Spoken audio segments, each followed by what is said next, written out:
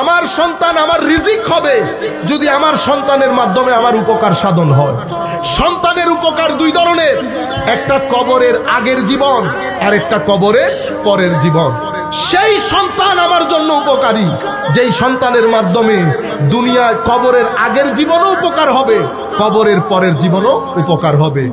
সেই সন্তান সবচেয়ে বেশি উপকারী যেই সন্তানের মাধ্যমে কবরের পরের জীবনের উপকার বেশি সাধন হবে। কবরের পরের জীবনের উপকার বেশি সাধন হয়। কবরের পরের জীবনের উপকার যদি সাধন ছেলেদের কাছ থেকে নিতে চান, এটাকে রিজিক বানাতে চান, আসল খেতবাড়ি ছেলেদেরকে নিয়ে করেন। 7 বছর বয়স থেকে তাদেরকে জায়নামাজে দাঁড় করান, 10 বছর বয়স থেকে নামাজের কথা বলেন, আমার নবীর ইশকের কথা শিখান, কোরআনের তিলাওয়াত শিখান, বড়দের সম্মান ছোটদের স্নেহ এগুলো শেখান।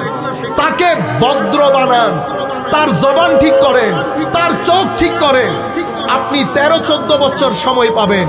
13-14 বছরের মধ্যে স্বর্ণের ডিজাইন যেমন ডিজাইনকারী আগুনে পুড়িয়ে দেয়, স্বর্ণ শক্ত হয়ে গেলে কি ডিজাইন দিতে পারে? ডিজাইন ভেঙে যাবে। আপনি 14 বছর পরে যদি তাকে চেষ্টা করেন, সে রিঅ্যাক্ট করবে, ভেঙে যাবে। আপনি আপনার মতো করে ডিজাইন দিতে পারবেন না। এই যে আপনি নামাজ পড়ছেন, আপনার 1.5 বছরের ছেলে আপনাকে দেখে দেখে জায়নামাজে সিজদায় পড়ে নাই, সিজদায় পড়ে নাই, পড়েছে। কিন্তু কি এমন হলো 15 বছরে যাওয়ার পরে সে আপনার কথা আর শুনছে না?